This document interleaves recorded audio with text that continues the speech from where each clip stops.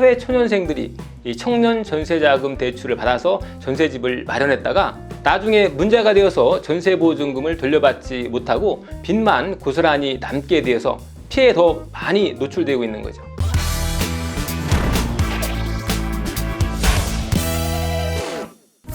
안녕하세요. 김신철 변호사입니다.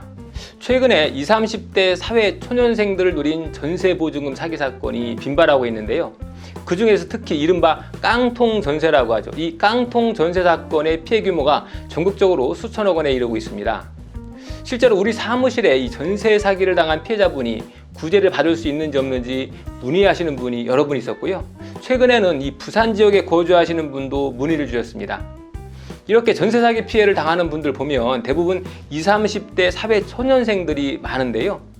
이 사회초년생들은 청년 전세대출이 용이하죠. 그래서 월세로 집을 구하는 것보다 전세대출을 받아서 전셋집을 구하는 경우가 많은데요. 청년들은 대출 이자가 월세보다 더 저렴하기 때문에 수천만 원에서 억대의 전세자금 대출을 받아서 전셋집을 마련하고 있는 거죠. 그래서 이 전세대출이 비교적 까다로운 40, 50대 이상의 장년층보다는 이 사회초년생들이 이 청년 전세자금 대출을 받아서 전세집을 마련했다가 나중에 문제가 되어서 전세보증금을 돌려받지 못하고 빚만 고스란히 남게 되어서 피해에 더 많이 노출되고 있는 거죠. 그래서 전세계약을 체결하려고 하는 분은 이 계약 체결에 앞서서 반드시 주택의 매매가가 어떤지, 또 주택의 등기부등본에 제한사항이 등기되어 있는지 이런 것들 꼼꼼히 꼭 확인을 하셔야 합니다. 전세계약 시 주의하셔야 할 것은 이 주택의 시세와 보증금의 금액을 비교해 보는 건데요. 주택 매매 시세에 비해서 보증금이 과도하게 높다라고 하면 계약을 하지 않는 게 좋겠죠. 최근에 주택을 매입해서 전세를 놓고 다시 그 전세금으로 주택을 사는 소위 갭투자라고 하죠. 이 갭투자가 활발히 진행되면서 보증금이 주택 시세와 차이가 나지 않거나 심지어는 더 높은 경우가 있는데요. 이런 경우에는 후에 보증금을 반환받지 못할 수가 있고요. 또 주택의 시세에 비해서 전세가 저렴하다라고 해도 선순위 근저당권자가 만약에 있다라고 하면 역시 문제가 될 수 있습니다. 만약에 이 선순위 근저당권자가 존재하는 주택이다라고 하면 소액 임대차 보증금으로 최우선 변제를 보장받을 수 있는지, 그리고 또 다가구 주택 같은 경우에 이 선순위 근저당권자뿐만 아니라 선순위 임차권을 다 공제하고도 내 전세금을 회수할 수 있는지 이런 것들을 모두 잘 계산하시고 계약을 하셔야 합니다. 만약에 주택이 경매로 매각된다면 우선 낙찰 대금으로 선순위 근저당권자의 채권과 선순위 임차인의 보증금을 다 갚아주겠죠. 그 후에 일부 남은 돈으로 본인의 전세 보증금을 보전해 주는데요. 이때 받지 못한 나머지 보증금은 받기가 쉽지 않습니다. 그러니까 처음에 계약을 체결하실 때부터 주의를 하셔야 되겠죠. 부동산이 경매로 인해 처분되었을 때는 소멸하는 선순위 근저당권이 있는 경우와 선순위 근저당권이 없는 경우에 차이가 있는데요.